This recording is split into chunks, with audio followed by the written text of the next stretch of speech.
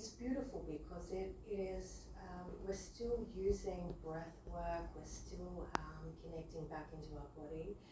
But with the orgasm without touch, it's not an orgasm or explosive genital orgasm per se. It is more feeling the subtle sensations that are going through the body. You know, where a lot of people are so fixated on hard stimulation. You know, and going back to orgasm without touch, this is actually feeling opening channels. Orgasm without touch. And there are studies that have been done on this, and the breath work is to be able to release traumas or stagnation and blockages in the body, and to be able to move that and shift the energy through breath work and altered states of consciousness. Yeah. So for an audience looking at this may be a new concept. So could you maybe describe the difference in feeling between an orgasm and an orgasm without touch? So we know that an orgasm is a sensation or a ripple of energy that runs through the body.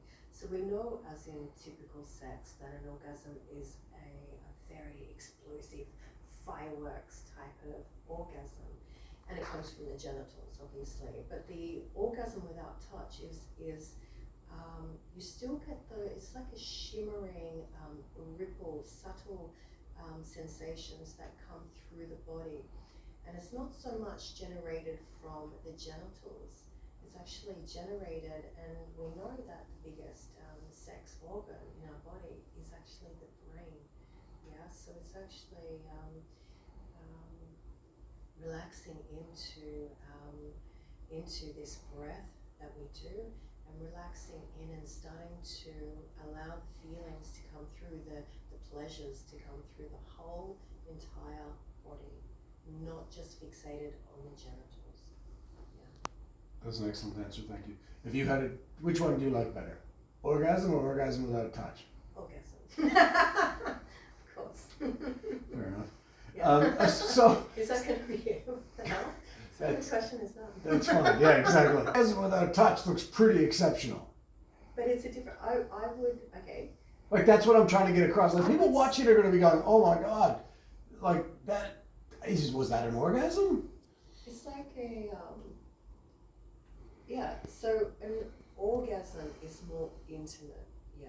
It's more intimate, I mean, but an orgasm without touch, it's still a sensation that runs through your body, but it's so I call it like a dry orgasm. Yeah, it's like there's sensations coming through the body, but it's completely different. Yeah. So we noticed that some of the couples exactly during this time were struggling. That's normal, right? That's the process. Yeah, totally normal. Could you explain that? Yeah, look, Tantra looks at everything. Yeah, and when you really go into Tantra, we're not putting on a show. We are not just, Tantra is real. We're working with real, raw emotions, especially when it comes to couples. So if there's anything that hasn't been addressed, guess what? It's going to come up. But it comes up for a reason, because it needs to come up to release, to come back to connection again. And sometimes when couples do have things come up, it doesn't have to be, a typical fight. It just can be a realization like, wow, this is what was standing in the way of deepening this connection. Tantra really works on all levels, not just the physical. Could you explain what sacred sexuality is? Beautiful. So we know everybody in the world knows the typical sex. The sacred sexuality is when you bring spirituality and sexuality together. Okay, so when you are going into the act of lovemaking or even self-pleasure, you are bringing it into a devotion. You're bringing, seeing it and honoring it for what it really is, and being more present, being more in a heart space. My biggest thing that I love at the moment, and I always have my aha moment right now in my journey, is I've always loved bringing scientific and spirituality together, and then spirituality and sexuality together. Now I combine the whole lot of the mind, body, and soul, which you can't separate the three of them.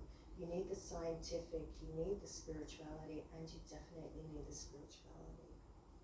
So why do you think alternative therapies disproportionately target women? Like, there are more women that come to these generally than men, and you have dedicated women only things. Why do you think more women? I don't think it's more. I think maybe it's dedicated because there's a market, maybe.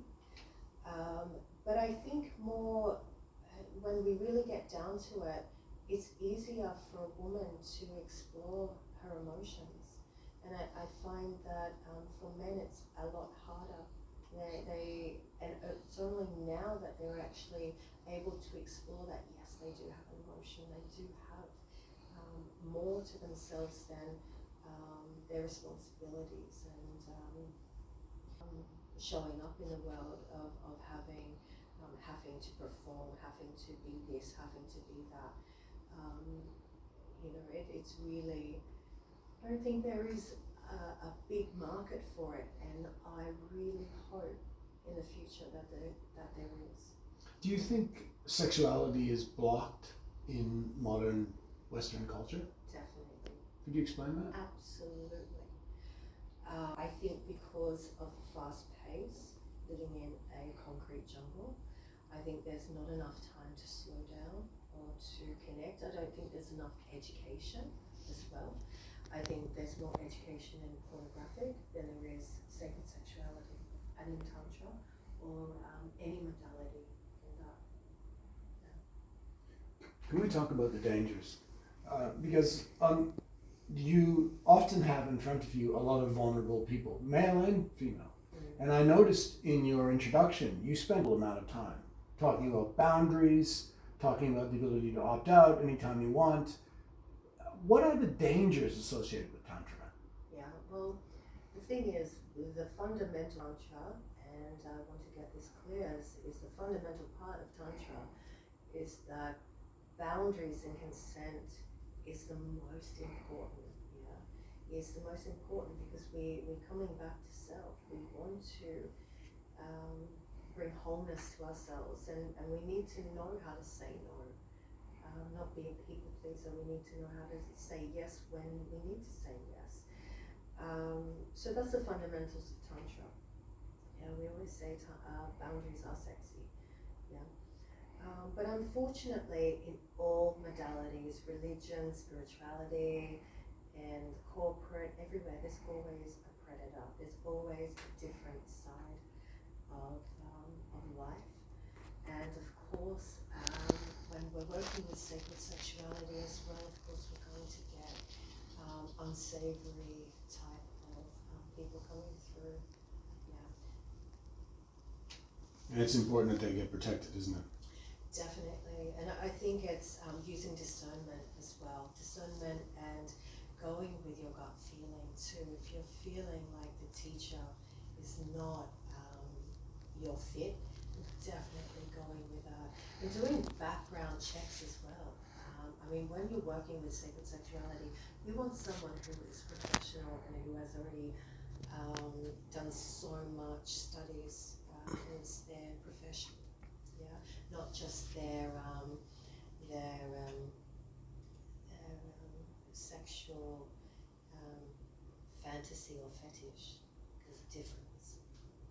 How does psychology fit into this? Because some psychologists might be thinking that when it comes to sexual healing, that should be their domain. Okay.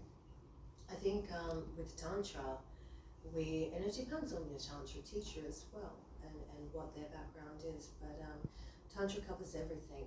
Like I said, mind, body, and soul. A lot of tantric practices Tantra, we go into psychology a lot, yeah, and especially with the certain teacher as well, and what they've done in their background. We do cover a lot of psychology. We cover a lot, Tantra is not just about consciousness and awakening. It's actually going into the subconscious, yeah, going into the depths of who we are and why we do what we do. Yeah, pulling those shadows and bringing them into light, bringing the subconscious into the conscious. What do you wish people knew about Tantra? I wish people would understand that it's not a taboo.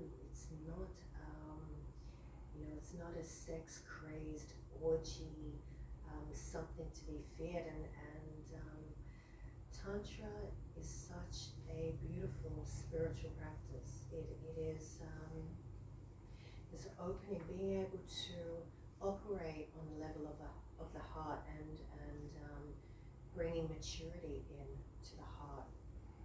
Yeah. What you did what's a jade egg?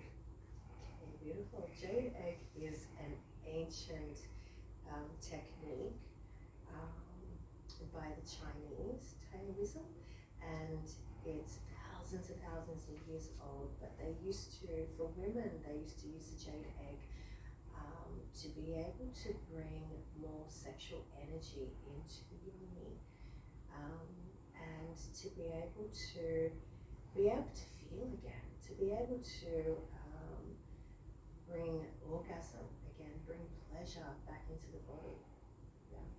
So you didn't show the insertion of the jade egg, but could you explain how that works? Like how you would do that in a ceremonial environment? Beautiful. So if I am with my clientele, then I will take them through a beautiful ritual where they are understanding their anatomy. Most people don't understand their anatomy, yeah, and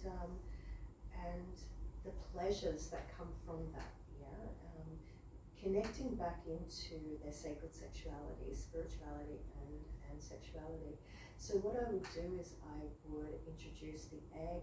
I would then allow them to go into a beautiful space where they are actually able to go in and to be able to de-armor their yoni, which is to be able to feel sensations and pleasures. Because let's have a look. A lot of the percentage of women cannot orgasm. Yeah, they cannot orgasm. So they're blocked. They're disconnected from their sexuality. And why is that? Why is it? There's a lot of reasons. First of all, lack of education. Second of all, women's roles are different now in society. They're different. Not only are they mothers, but they have careers. They have hobbies. They have all this stuff. They're filling their cup up so much that they don't have time to actually connect in to their own internal world, connecting into themselves. And we see this so much now. It's so easy now for the modern woman to go to the doctor to get prescriptions if she's got hormonal imbalance, fertility problems, go to the doctor, this, that. But there are so many beautiful holistic practices that are so ancient, that are tried and tested throughout the ages, that actually work. You can control your own hormones or produce your own hormones, that can bring and induce your libido, and that can also help with fertility. So what do you do with the egg? So what do we do with the egg? Of course, we insert the egg. The egg, we will insert the beautiful egg, and we will do, I guess we could say, vagina kung fu, per se. So we're training the muscle, just like we do weightlifting, yeah? We're actually training the muscle of the vagina, and if we don't we've all heard of PC muscles and Kegel exercises. So if we don't exercise this, we know that later on in life we can have medical conditions coming up. So, but we are keeping the yoni taut, healthy, even into long age, to 70, whatever. All women are orgasmic and have a libido. Yeah, so it doesn't matter what age you are. There's so much. It's a lack of education, Tom. Lack of education. So, are there any risks with inserting a jade egg in your vagina? Yeah, like I would definitely, if you are pregnant or about to conceive a child, I wouldn't go into inserting an egg. I think that's about it. So you've done it, right?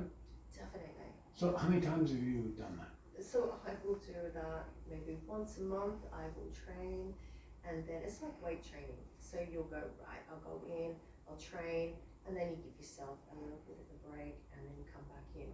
So we know if we don't use our muscles, we lose our muscles, yeah? And the same is for the yoni. And we know this because older ladies, as they get older, they have problems with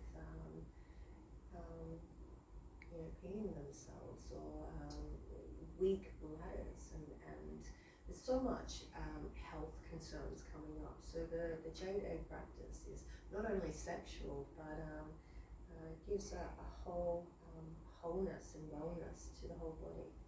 Do you know of the controversy around it with Gwyneth Paltrow?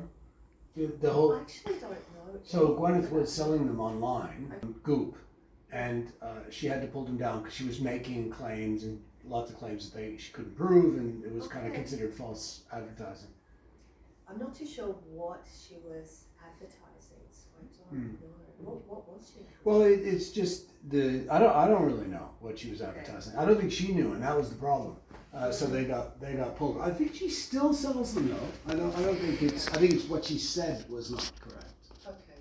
Because it's probably the most controversial one, isn't it, in a way? Because namely because it's so extraordinarily foreign to most people. Yeah, definitely, and it comes from a beautiful culture that used it for thousands and thousands of years, and Chinese culture.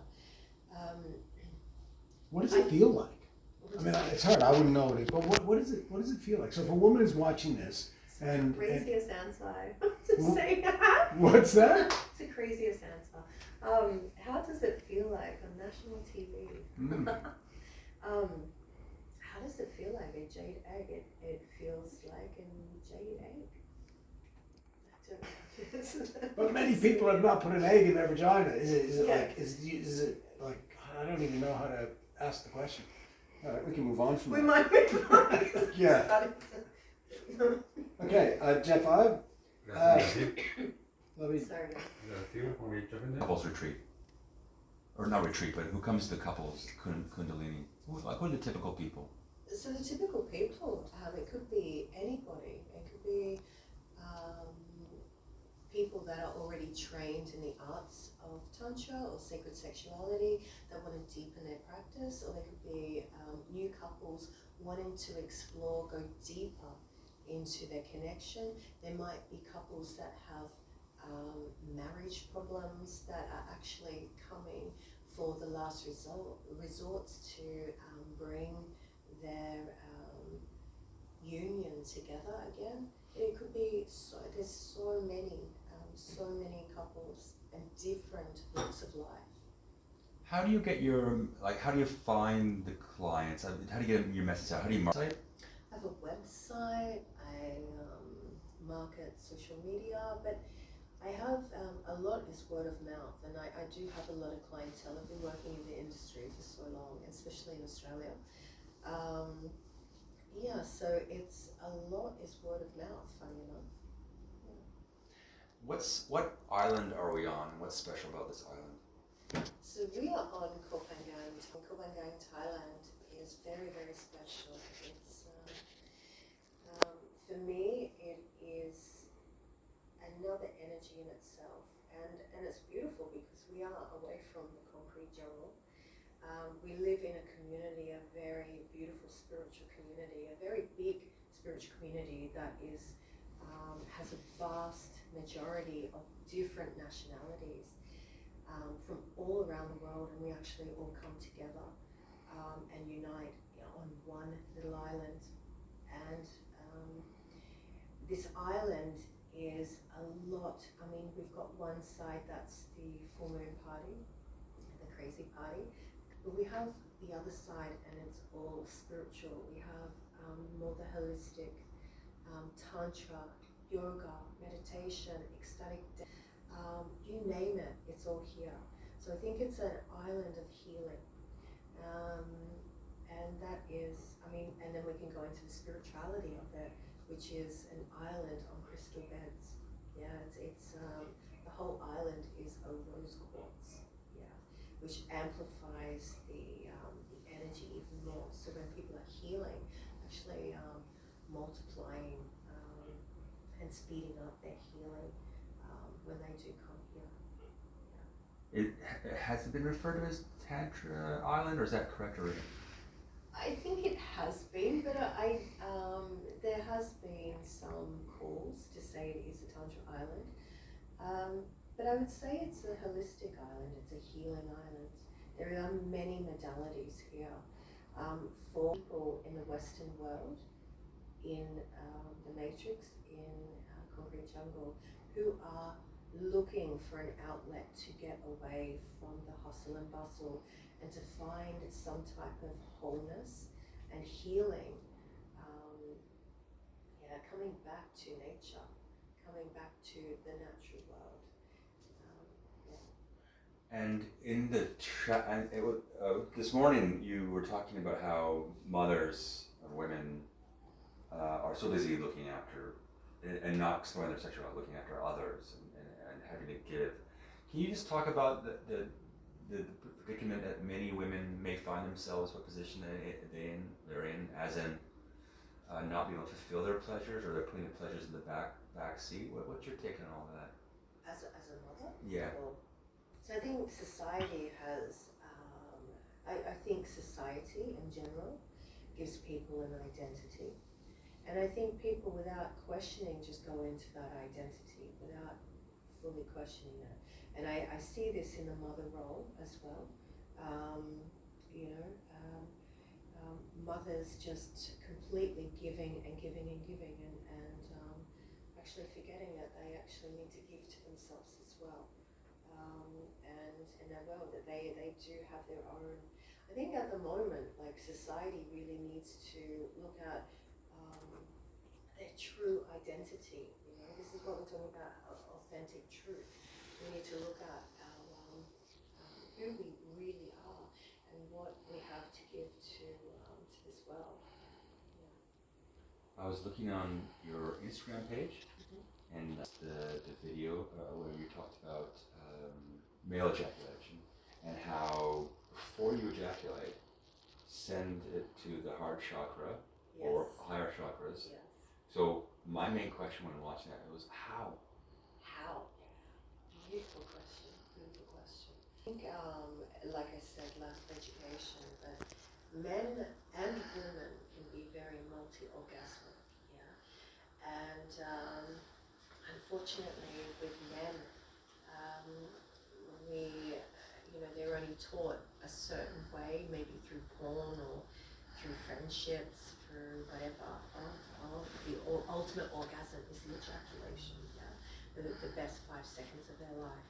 But I think now there's so many ancient practices to come through, and for men to be able to bring this ejaculation before they are about to ejaculate, to bring this energy and using breath, and bring this energy up to the higher chakras, or to be able to nourish and not just have the orgasm in one specific place in the genitals, but to actually bring it up and to expand that orgasm throughout the body.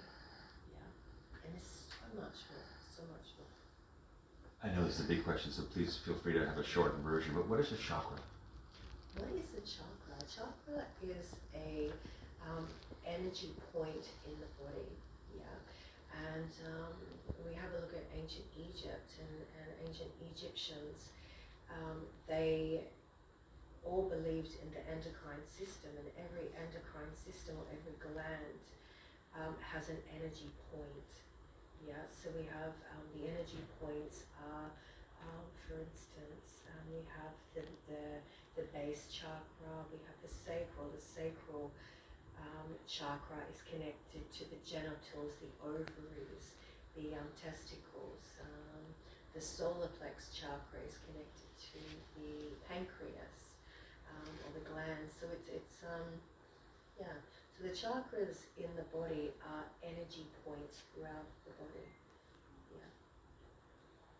Yeah. Is Tantra a sort of a form of sexual healing? Healing? Not exclusively that, or is? Yeah. And how do you heal sexually? Beautiful. So Tantra, we look at everything. Okay, so Tantra is everything, and this is not excluded. But there are in Neo-Tantra, not classical Tantra, but Neo-Tantra, we do look at sacred sexuality.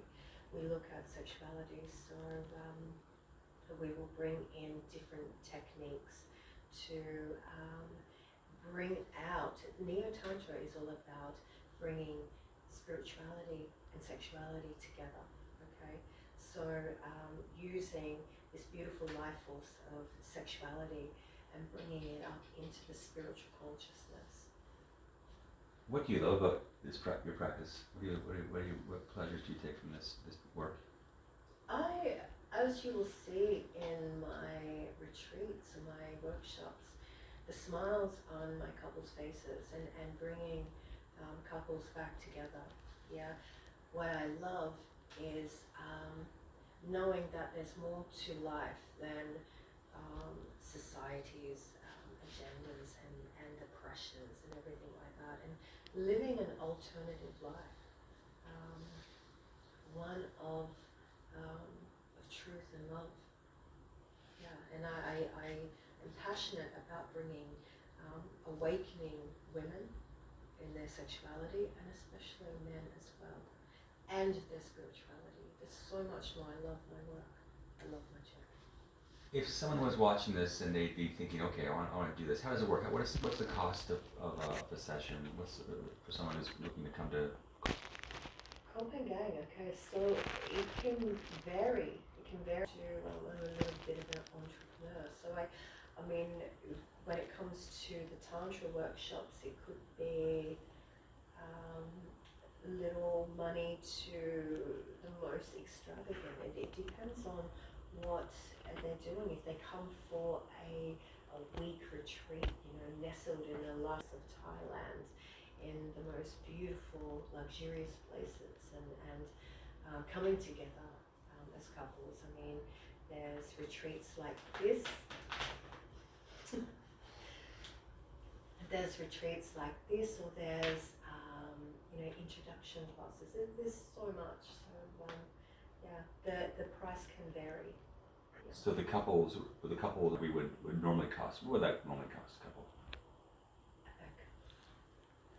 It could cost, it depends on how many hours or how much coaching they need. It could be from a couple of hundred to a couple of thousand. It depends on what they truly need, and how long they need to work together. Some couples have been together for so long, which means that it can't be fixed in just overnight, can it? It's something that needs to go through. Some couples may need one-on-one, some couples may come to a workshop and be fixed like that. They may be, I just needed to reconnect again, or some couples may be on the verge of divorce, do you know? Like it depends on, yeah.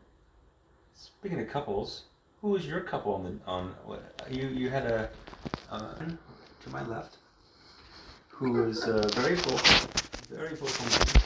Who is he? Talk about your relationship. I'm a bit red now. Get this on I camera. don't know if I want to go in my personal life. It's up to you. It's okay. Yeah, I might not go into it. Yeah. Okay. I want to ask you about Viagra. Viagra. Yeah. So you made a comment earlier that, you know, we're quick to the drugs to fix things, and Viagra is one of the best-selling drugs in the world. Could you just make a comment on that and how you see a possible antidote to that in many ways? Let's have a look at the history of everything and the suppression of knowledge for men with their sexuality. I mean, we see in so much mainstream sex sells, pornograph, quick fix, fast food industry. Yeah, and I think for men there's so much libido problems going on. I think there's so much,